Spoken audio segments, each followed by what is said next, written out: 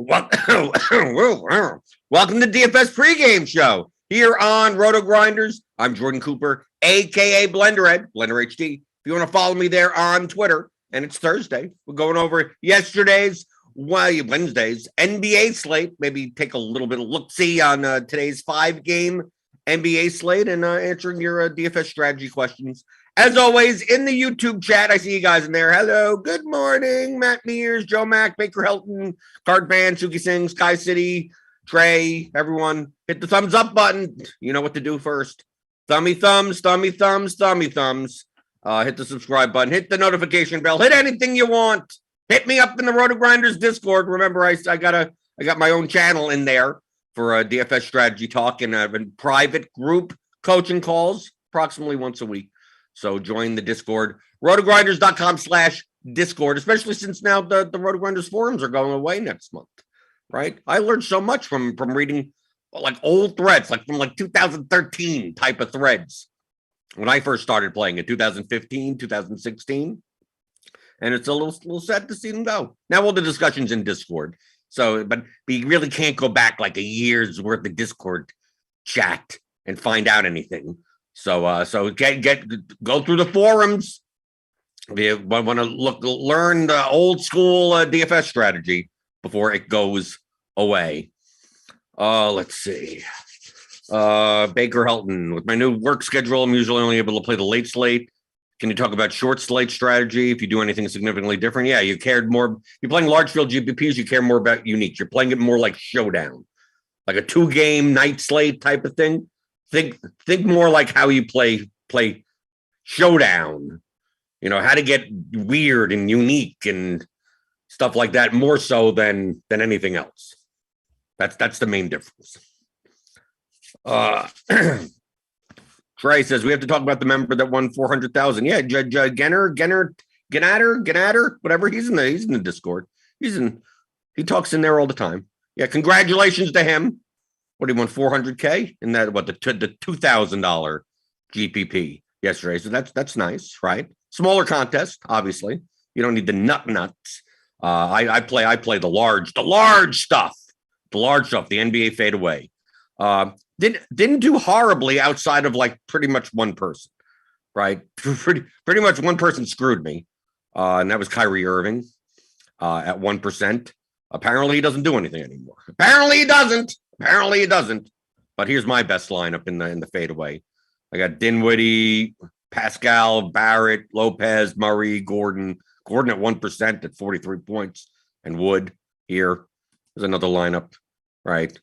Halliburton, Pirtle, Bojan Bogdanovic. What was up with that? Right, Christian Wood, right? So I mean, I lost money, but I mean, I wasn't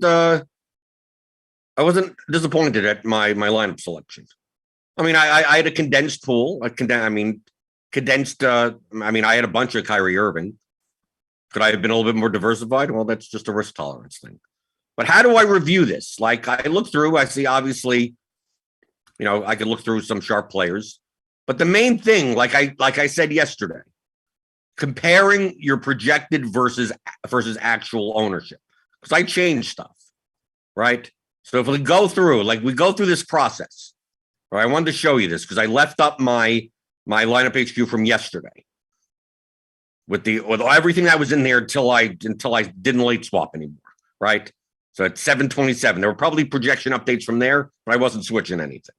Okay, so looking through here, if I go through and I go, okay, who did I play in my lineup? Some guys I didn't play at all. But if I go through, let's see, the fadeaway right here. I go through the fadeaway and I go through, like I'm going to put it to the side just so I could look and go back and forth and then change the numbers. Okay, so we had Spencer Dinwiddie, I had at 46, and he actually came in at 61. I probably under. I thought more people would, there were more options to go around. People would maybe pay up for LeBron or something. So probably I wouldn't have as much Dinwiddie if I had him at 61 and not 46. Okay, so let's put him at 61. Okay, how about Christian Wood? Christian Wood came in at 28. I had him at 34, and I had a plenty of Christian Wood. So at 34, I ended up working in my favor. So I put him at 28. I probably get more. So probably I would have had less of Dinwiddie if I was more correct there, and more of Wood. Dejounte Murray, I had at 26. He actually came in at 40. So it turns out I had too much Murray, right? Because I played it as if he was only going to be 26% owned. Okongwu, I got about right? 60-ish, right? How about LeBron? Where's LeBron here? 18. I had him at 24, which is the reason I didn't. I think I had a couple of lineups with him. I put him at 18. Robin Lopez, nailed it, right? I think Robin Lopez was 29%. Bojan Bogdanovic came in at 15, not 26. And I still got a ton of them anyway because of the dual positional eligibility, shooting guard position, small forward position. Cole Anthony came in at 26. I had him at 28. Okay, close enough. Halliburton, I had at 22. He came in at 11. And I still got him at 22. Kevin Porter Jr. I thought Kevin Porter Jr. was projected well enough. He came in at 8 instead of 15. Okay. Trae Young. I had at 10. He didn't come anywhere close to that. Well, no, 6. Okay, not horrible. Joel Embiid, I had at 7. He came in at 15, and I didn't even get him at 7. So at 15, I was never going to play him. He was over-owned at 7%, according to my runs. Alec Burks, 18. Where did he come in? He came in much lower. He came in way lower than I thought with Kemba Walker out. He came in at 5. I'm probably going to get a lot of him. Kyrie Irving, I had at 6. He came in at 1.7. I was still getting a ton of him at 6 for his projection, for his 44-point projection, which does he do anything anymore? Is he Patty Mills? Kyle Lowry, 13. I'm just going through the players that I at least had in my lineups. So what was Pirtle? So I just want to show you this process of what you're judging it by. Lowry, 13. What did Lowry come in at? 7.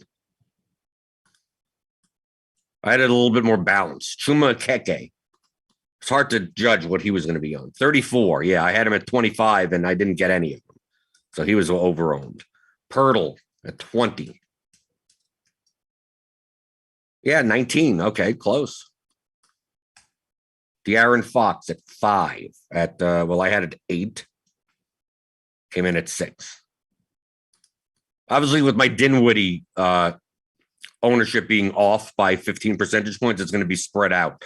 Obviously, a lot of these are going to be lower. Lonnie Walker, especially with we didn't know what was going on with the Spurs, and then the starting lineup came out. Is Keldon Johnson going to play? We don't know. Came in at 21, so not 14. Alex Len, he wasn't starting, so in the beginning, probably the 3%. Yeah. All right, 3%. Harrison Barnes, 5%, not 15. Jalen Green, I had at 9. And he came in at 3. Right. Everything is going to start going down from here. Dennis Schroeder, I had at 17. He came in at 19.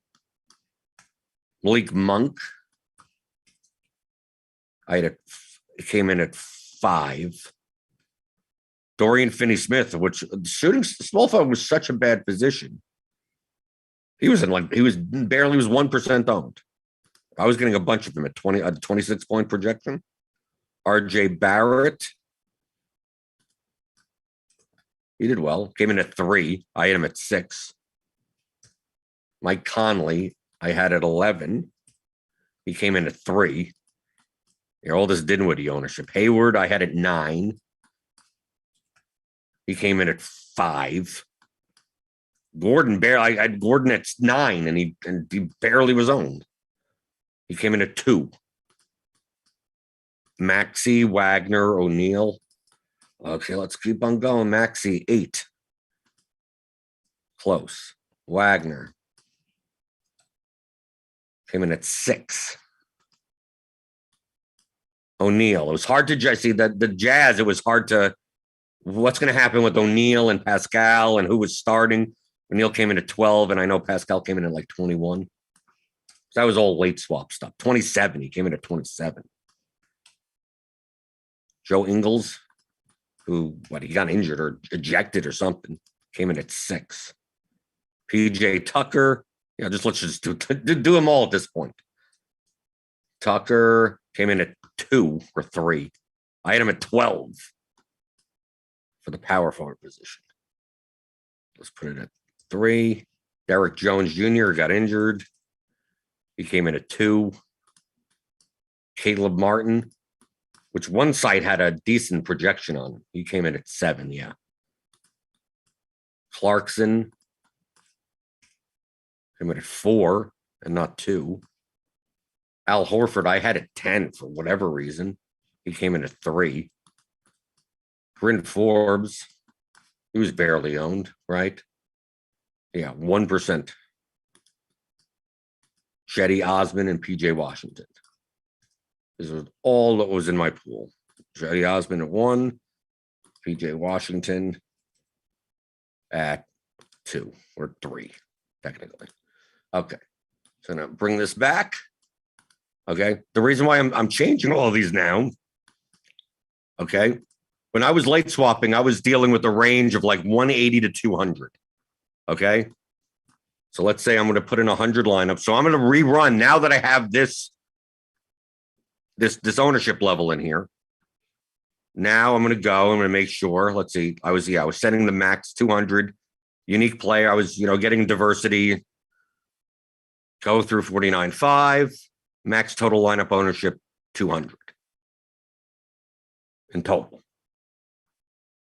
So let's see. I'm gonna run 100 lineups and see now what shows up. We do 200. We do 180 maybe also. If we take a look at my lineups, we go to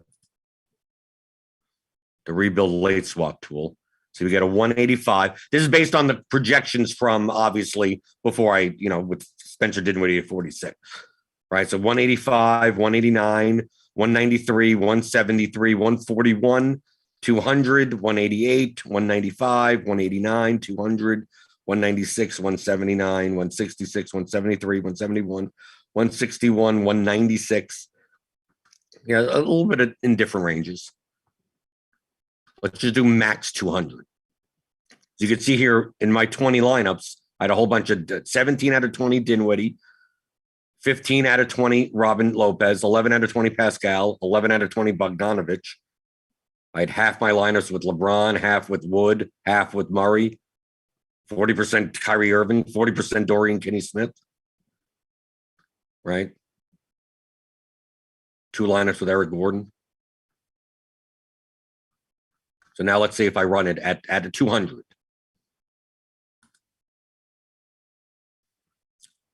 So now it has to take into account the ownership, the actual ownership. Still the projections that they were. I can't do anything about that.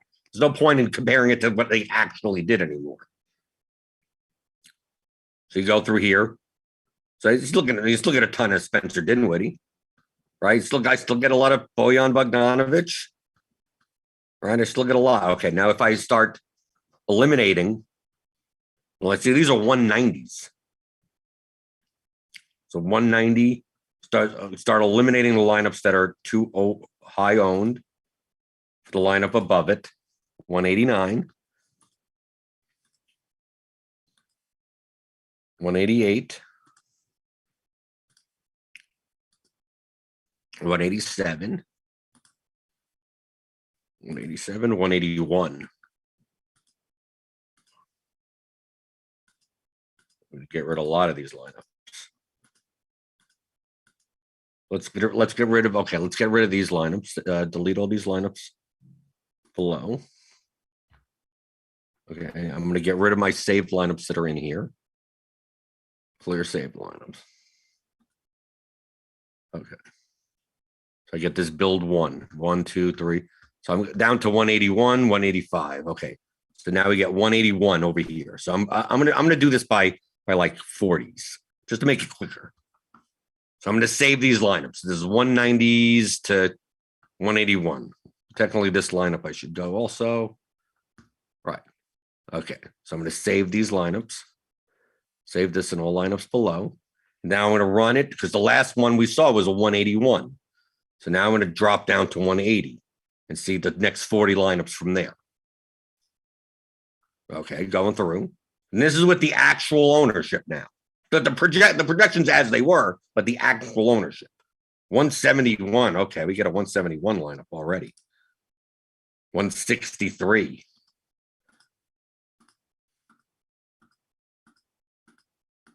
$151. Okay, we're dropping fast. So obviously it's not as spread out as, obviously the ownership is much more inefficient when you look at the actual. 151. 151. I don't think we're gonna be able to beat 151. So let's delete all this lineups below. We're gonna go down to 150 now. Save this and below. We got 8 lineups total. We're gonna go down to 150. See what's there. Let's see what's down in the 150 range. With more high variance lineups. Okay, we got 148, 138, 137. Going through. 137. Can we beat 137?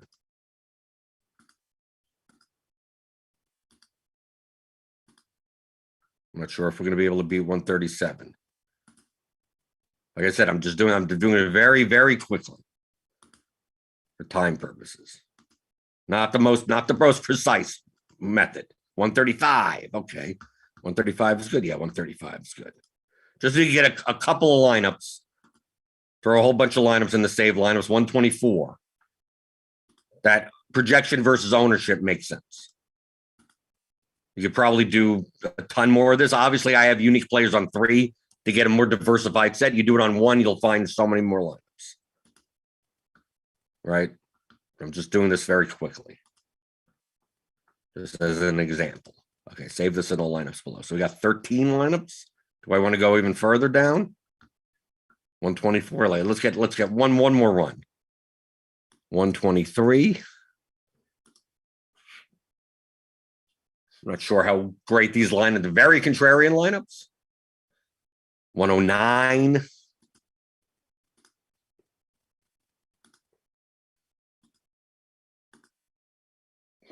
These are the actual ownerships. These are not the projected ownerships. This is actual. So I put in the actual. 107. Because we're going to move these over to the save lineups and then see what these lineups look like. 107.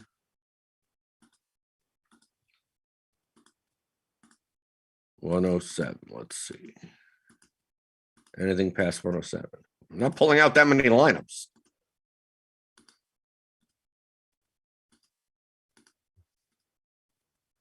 I don't think we're going to beat 107. Let me just see. I could just scroll, make it easier. Yeah, no, we're not going to beat 107. Delete all lineups below. Delete that lineup and save these.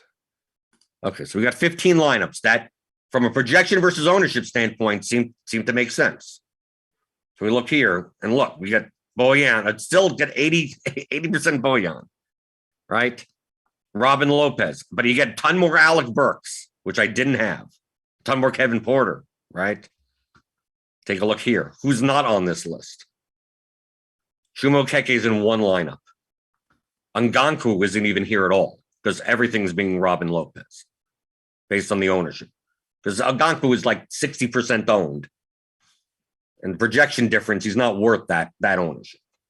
When you have like some cheaper players that are going to beat him more often. Still getting a lot of Dorian Finney-Smith, right? I mean, Kyrie Irving is still getting Kyrie Irving. Derrick Jones Jr. I mean, it's not like this wouldn't have created even better lineups. I'm just seeing the difference. Like I wouldn't have had as much Pascal in that case, obviously, because his ownership was much higher. I had him originally at 12. He came in at 27.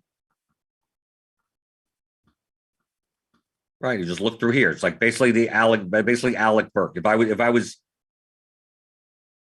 a little bit better at projecting that people wouldn't play Burks, I would have gotten more of them.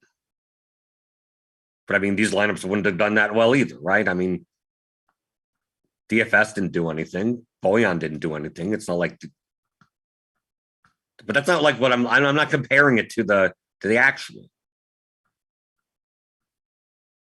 I'm just comparing it to like what I could have gotten if the ownership was accurate. It wouldn't have resulted in anything that dramatically different other than Burks. So obviously I go through more lineups than 15. That's why it's like at the end of the day, I may not have 80% Bojan Bogdanovic. I may not have 73% Kevin Porter Jr.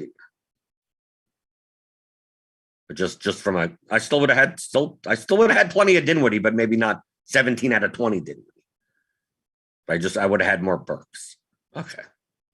Still would have had Wood. Still, I mean, it's still look, I still have Murray and James. I still got Irving. As I did, I still had 1 or 2 Trae Young lineups. Okay. RJ Barrett, Kyle Lowry. I mean, yeah. This is how you could review it. So how would have my lineups been different? What am I comparing it to? Right. I look in my lineups here in the late swap tool. And I go, he's like, where's Alec Burks? Alec Burks. Here, I got 5 lineups. Okay, so I mean, it's not like that was horrible. But I had 6 on Kongu lineups that maybe I didn't need to have. I ended up with Pirtle that, I mean, obviously I'm only running 15 lineups. I would have ran more. I might have gotten some of these guys in, like Eric Gordon. Maybe I didn't get Al Horford or something. Just going through. This is how you would review, not like, oh, okay, what happened yesterday, right? You go through your lineups and you go, oh, I shouldn't have done this. I shouldn't have done that. Like, did the ownership versus projection of your lineup make sense? Based on the numbers that you had. The answer is yes, then what else are you going to do? Right? Compared to lineups that like top players had. So if we go, let's say, to Petty, right, who won? His top line, Lamar Stevens. I know he plucked that out of his ass. But take a look at the total ownership here. 40 plus 26. I mean, these look similar to my types of lineups. 40 plus 26 is what? 66, 70, 77, plus 29, 70, 107, 106, 106, 120, 133, 143, 153, 160, about 162 percentage points in ownership. And other than maybe Randall and Stevens, all these guys were in my pool. Right? And Randall has raw points, right? Lamar Stevens is just, okay, he got there. Right? Garbage time. It was like, okay, ownership looks fine. 160-ish range. That was around a lot of my lineups. Take a look at his second lineup. Similar. A little bit lower owned. 26 plus 11. About 37, 41, 44, 73, 113, 125, 145, but it's a lower projected line. Right? Just look at Anthony, Halliburton, Hayward, Lopez, Murray, O'Neal. Like everyone is in my little small pool of my 20 lineups, other than Keita, Bates, Diop. All these guys, I could have made this lineup. Just instead of this $3,900 guy, I would have had someone else. Right? With 800 salary money, yeah. And I would have needed a power forward or something. Would have been in that spot. Take a look at this one. Right? Len versus Me Too, right? That was a swap at the end if you wanted to. Right? Take a look at this. It's like, I mean, I had Caleb Martin in my pool. I had him as over-owned. But I mean, pretty much everyone's in here. Right? I didn't have Darius Garland. He went off for 3% owned.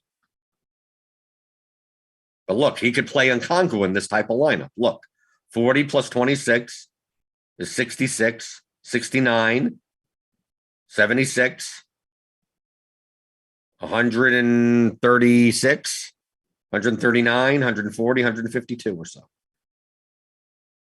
And you get away with playing Chalky Murray, Chalky Okongwu by playing by playing Me Too and Garland in the lineup. So it makes sense. Go to the next lineup. Right, look how much chalk is in here, but you have Lamar Stevens and John Collins and Gordon Hayward. You could eat Wood, Bogdanovich, Murray, Lopez, Dinwiddie. You could eat it. You could eat that all. Next lineup. Right, same thing, similar here. A little bit more contrarian. You can take a look at someone else. Let's take a look at who else were we looking at? A Hubro. Let's look at a Hubro.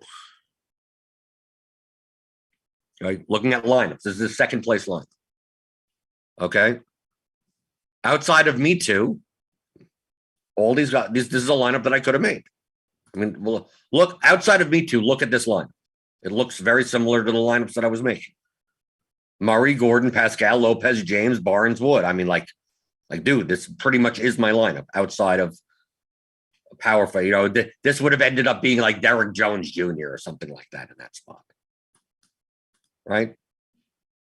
So it's like projection versus ownership. This lineup is very similar to my lineups.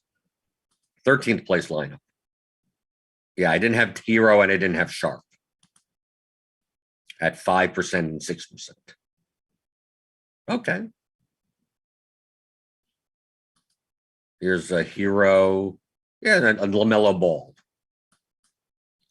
You can kind of, anyone in the single digits, you could kind of rotate around. That's why if you play Julius Randle, it's like it's Julius Randle. I mean, it's whatever. I mean, if you take a look, there's probably like Tyler Hero.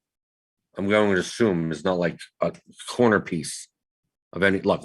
I mean, it's literally not a corner piece. Yeah, Hubbard just happens to have 17%. Right? LaMelo Ball. Right? Not like a corner piece. Yeah, people have them, right? A little over the field at 9%. Right? Going through 32nd place lineup, 44th place lineup. Day'Ron Sharp, who started for the Nets at center. Here's the lineup. Other than Hero, I mean, Halliburton, Wagner, Okongwu, Lopez, Murray. I didn't have Randall, Pascal. You know, I mean, he didn't need a Randall. And I just take a look through the lineups and I look at projection versus ownership, kind of. I'm like, my lineups kind of look like these. I mean, look at this lineup. Outside of LaMelo Ball, they're essentially my lineups. And the difference between coming in the 330s and coming in where I came in the 310s is one spot, right? Is playing Darius Garland instead of Kyrie Irving, right? I mean, just some random, fairly efficiently owned player. Right? Going through actual lineups. People go through, a lot of times they go, oh, I'm just going to look at exposures. Oh, this guy didn't have too much of that guy. Well, take a look at what the lineups look like also. That helps. It depends on the types of lineups that you were building. Like we take a look at Petty Theft. He was way under on Dinwiddie. Then you have like a Neil Orfield, who's way over on Dinwiddie. Because either way, you could make good lineups. But he was way under on Pascal. Some people didn't swap at all, right? RBX, 0. Some people did a Hubro, 66% Pascal. There's no correct answer. Look at Chumo KK. I didn't have him at all. Neither did Mr. Goodseats. A whole bunch of people still had him, right? Petty Theft only had 9%. But take a look at what do the lineups look like? And that's why I also go through and go, look, what do these lineups look like? Counting up the ownership, counting up. You could even compare, if you wanted to do in Excel, you could even export these lineups in the CSV and compare the two, like to your projections. So what do their lineups project for in your own projections versus the ownership? And you go, what do their lineups combine to, and what do your lineups combine to? If you're playing well, you're most likely going to be in a very similar range. But this is reviewing. This is what you should be doing to review a slate. We didn't talk about any specific players or how well they hit or if they busted or anything, but I can't control what happens in a game.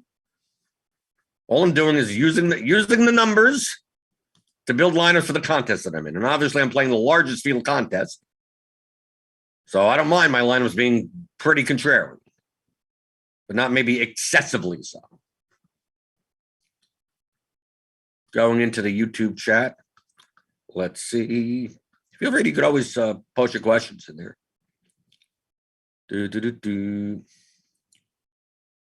Alex Santi asks, when you modify the per peon of a guy, do you then adjust all the correlating players or just work down the list? Yeah. Well, I mean, especially with the late swap stuff in the news, like I'll have to. Like once like the main thing that I had to do was when Norvel Pell was ruled out. I had Norvel Pell at 31% owned, at projected owned, right? Who's going to start, who's going to play for the Jazz? So it's like, what do I do? Well, I'm obviously taking out Pell. Where's that ownership going? I moved, and I obviously he's a center. I moved some of that ownership to Robin Lopez, some to Christian Wood, I added more to Agangu, that guy. And obviously I gave some to Pascal. I gave some to Royce O'Neal. Kind of like, where's that 31 going? It's going somewhere. That's where you have to judge. I don't know where it's going to go. I don't know what's going to happen. How many people are going to play Pascal? Then how many people are going to play Pascal after he wasn't in the starting lineup? I don't know. Especially when it's a higher owned player like that. Some guy that this guy's not playing and he's 4% owned. Like, how much is that going to necessarily affect ownership? Especially when that guy's out and it doesn't bump up anyone. It seemed like Kemba being out for the Knicks, no one cares. No one seemed to care enough about for Alec Burks. I had Alec Burks as 3 times more owned. Like I had him at 15 when he came in at 5. And that affected my ability to get to him.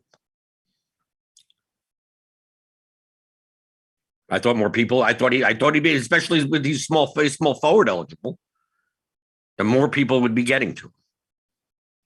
Right, I am at 18 and he came in at 5. Like, I don't mind the Dinwiddie. Like anything at the very top end, I don't care that much about it.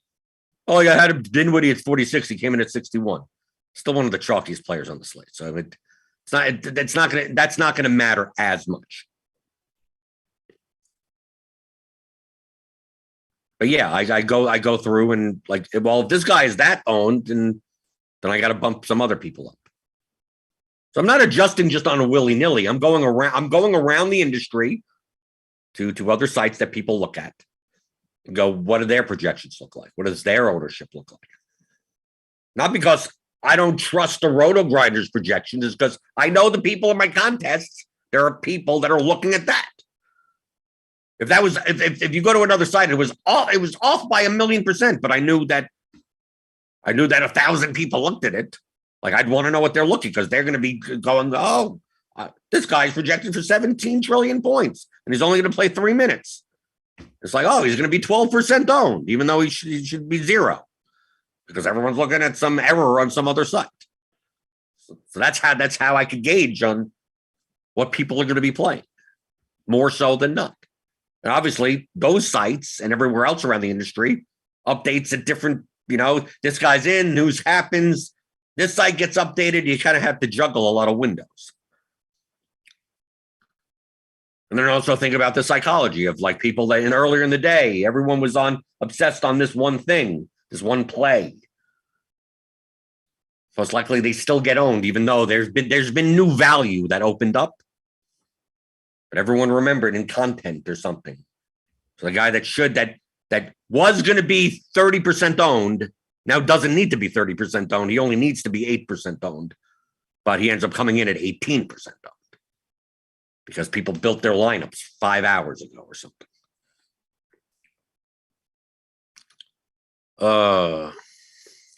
What did Pascal's ownership compared to Engels end up being from Kickstart?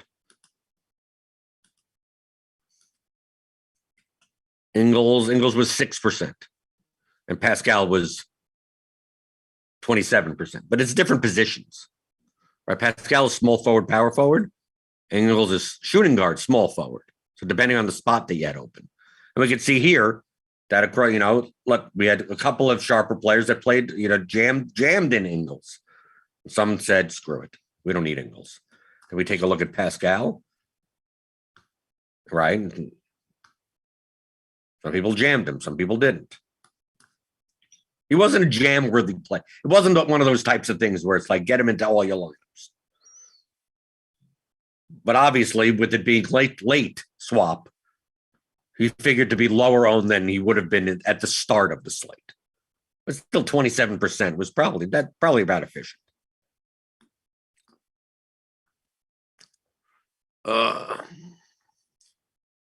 Alex Santi says, I had to swap to Pell late. Went from Kyrie Pell to Levine Len.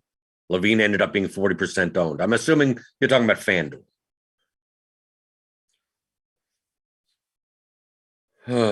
Grant Brown says, do you check to make sure total ownership is still 800% somehow, or just directional? Just directional. I don't care. Remember, I'm not trying to project all the players. Like, take a look at my pool. I've already eliminated the players that either don't show up in lineups that I don't want, right? That don't project well enough, right? So I only have 43 players in my pool. So like back here, like I didn't have any DeMar DeRozan, Donovan Mitchell, Luka, Harden, Kuzma, Vooch, Randall, Harris, like all the, I'm not doing it. So if they're not in my pool, if they don't make, because I'm only making 20 lineups. If I was making 150 lineups, all these guys would be in my pool. But in 20 lineups, I'm just going to start cutting. And if their RGV, if their smash is not high enough compared to other guys in those bits, I just get rid of it. Since I'm only building 20 lineups. I don't need to, so I don't have to juggle so much at once. That's the reason I'm only playing 20.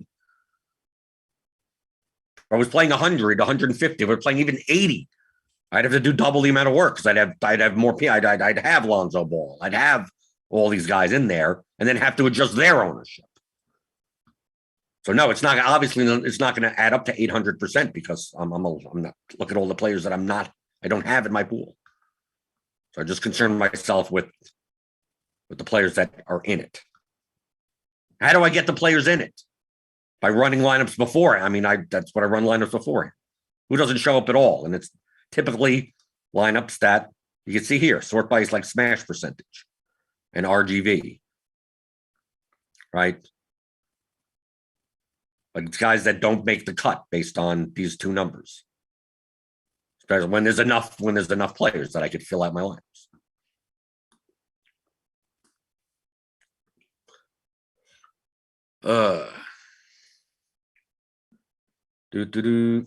Rupster says, why not sell a peon upgrade like Hardy sells the blitz? Because look, I don't project all the players. I don't project all. This is directionally accurate for me to make lineups. That's all I care about. So what would I be selling? There's nothing for me to sell. And I'd have to do what? I'd have to do it every day, even if I'm not playing. What, are you kidding me? You pay me a lot of money. Yeah, I'll do it. Yes. I'll actually stop playing. I'll just provide ownership like this. You pay me $75,000 a year. Then I'll do it. That's where I want to hit playing DFS, right? I don't even have to play DFS anymore. And I'll just do projected ownership for all the sports. But then you can't trust my projected ownership because if I'm not playing, then I have no skin in the game. And who knows? I go, I look around here and is he going to be 29% owned? I don't know. Right. Rupster says $10 a month. Yeah. Yeah. Good luck with that. It's not hard. It's not really hard. I mean, you can just use the RotoGrinders ownership. That's perfectly fine. That's going to be more directionally accurate than you this having zeros in it and you putting them in. So that's fine. As long as it could beat what you could do yourself, that's obviously worth it. And sometimes I'm wrong, right? Sometimes I'm off. But I like looking around the industry and seeing, oh, this guy's projected well there. He's going to be a little bit more owned than we think. I don't have to agree with the other side's projection. That's not the point. Point is like, if I see other sites projecting a certain guy 2 or 3 points higher than what we have him at RotoGrinders, like our ownership may say 10%, and I'm like, he's going to come in at like 22. And people are going to look and go, why the hell is he 22% owned? Is it the projection that the 2 or 3 point difference in projection? Typically, it's a 2 or 3 minute difference. Who's right? Who knows? All I know is that based on our numbers, he's going to be higher owned. And obviously, based on our numbers, him being 2 or 3 points lower projected, 22% ownership versus 10% ownership means you don't even play the guy, right? Then he's definitely over-owned based on our projections. But obviously, that ownership has to go somewhere else. Right? That guy's generating ownership. Where is it coming out of? So you have to go through and flip. This guy's getting ownership. It's small guy. You look at point guards getting ownership, right? The reason why look the point guards that weren't Murray and Dinwiddie, I had over projected ownership because I only had Murray at like 26 and Dinwiddie at 46, which means all these other point guards like Cole Anthony, I had close at 26. So like that ownership has to go places, right? So that's why I had Eric Gordon at 9 and Lowry at whatever 10, or like all these other guys down here. That's why I had Trae Young at 9 or 10, and he came in at 6. Yeah, because everyone gravitated, more people than what I projected gravitated to just Dinwiddie Murray. So that's a knock-on effect of all the other point guards.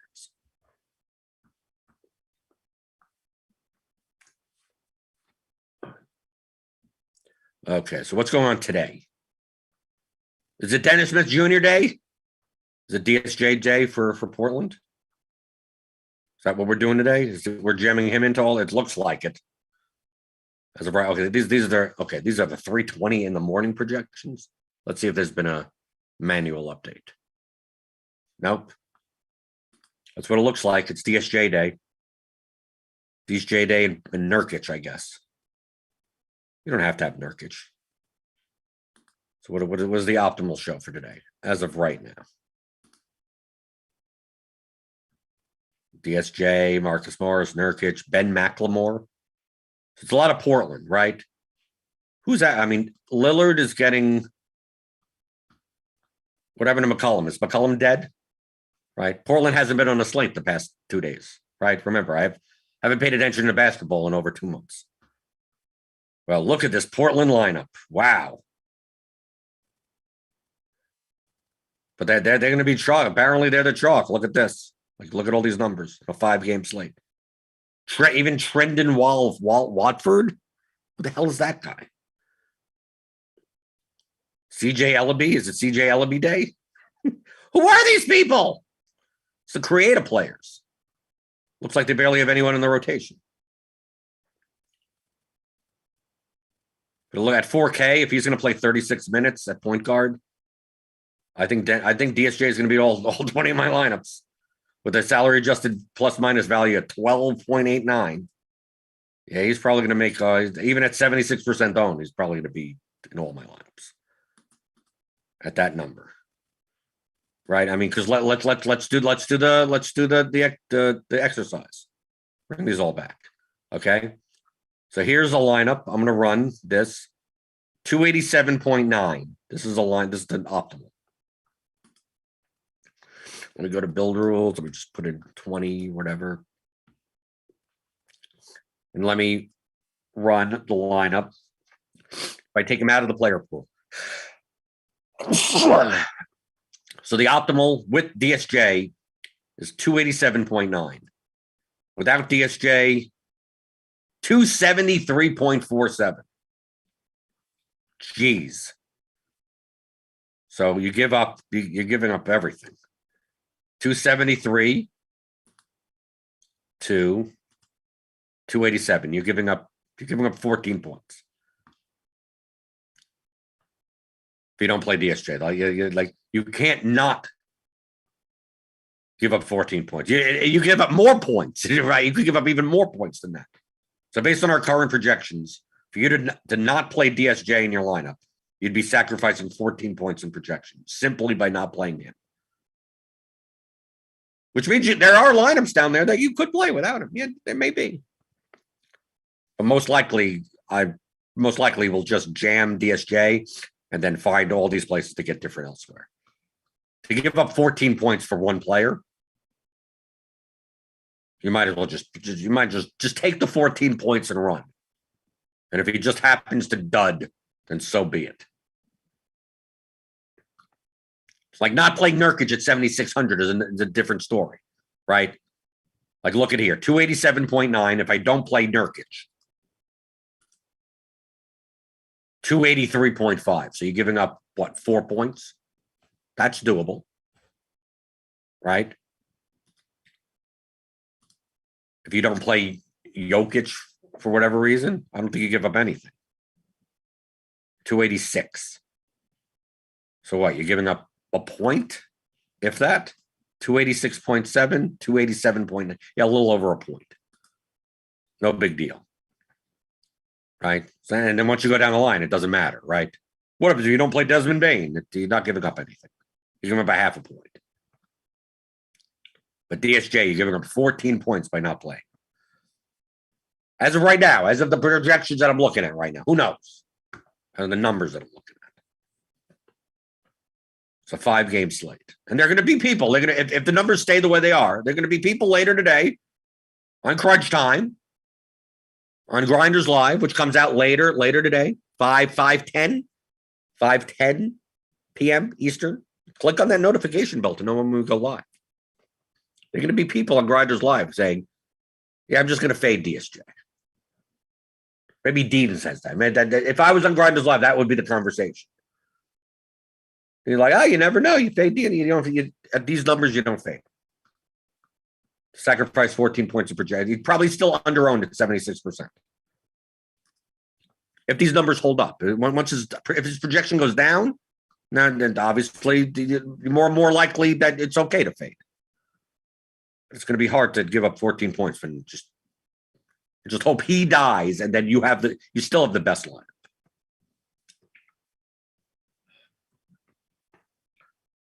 But yeah, but we talk about more on Grinders Live, right? Hit those thumbs up buttons on your way out the door, right? This is mostly a review show. Some people come by and go, how can we barely talk about today's slate? Because it's basketball, it's NBA. Who knows what the hell's going to happen? I mean, like yesterday was kind of, even for a 9-game slate, kind of a quiet. We had the Spurs news, we had Pell out. I mean, stuff happened, and it didn't feel crazy, right? Crazy. It just felt like normal crazy. So, like, how do you go over slates at 11 o'clock in the morning when 8 hours from now, nothing I say may even matter anymore, right? So that's why we review. Show you how to properly review. How are you going to get better if you're not paying attention and reviewing what you've previously done? How are you playing? Are you playing well? Not what happened. People focus too much on the results. I should have picked this guy over that guy. How is that actionable today? How is that actionable tomorrow? No, we're playing, and DFS is played with lineups. You could do one of two things. Look at the projections at ownership and go, had I known what the actual ownership was, would my lineups have been different? And where they would have been different, regardless of the results. Doing that. And then number 2 is studying sharper players and looking at their lineups. Did their lineups look like your lineups? From a projection versus ownership standpoint, and like actual players, you go through. That's why I said I went through, bro. I'm looking, I'm like these kind of look like my lineups, right? Little 1v1s, right? Stuff like that. But like, I'm not like completely off my rocker or anything. Those are the 2 things that you could do. And the closer you are to playing lineups like the top players in the game, the contest that you're in, and the projection versus ownership of, the lineups that come in the top 1% of contests, over time, you will win. Over time. And if you're playing GPPs like this, you're looking to win once a season, right? Once a season, right? You're going to play 150, 180 slates. You're probably going to lose 90% of it. And you're hoping the other 10% that you make enough money. Maybe you win once. Maybe you come in the top 10 4 or 5 times. You have an 8th and oh, close. You have a 4th. Ah! At that point, once you're in the top 10, it's like it's a difference of a couple of rebounds, a bucket here or there, a 3-pointer at the end of the game. These payout structures are ridiculous, right? Right? 100,000, 35,000, 20,000, 10,000, 4,000. Right? So you come in 5th place, you get 4,000. We got a couple more points. It's a difference of another $96,000. That's your goal for the entire season. Oh, I played for 3 weeks and I've lost every slate. Oh, cry me a river. You're saying something that's normal. Are you aiming for first? Because if you're losing for 3 weeks straight and you're building lineups that have very little chance of winning, either because they're too chalky or way too contrarian, then that's different. Then you're just going to bleed your money away. So you got to review what you did, what decisions would have been different had you known, compare your lineups to sharper players, and get better. That's actionable for future slates.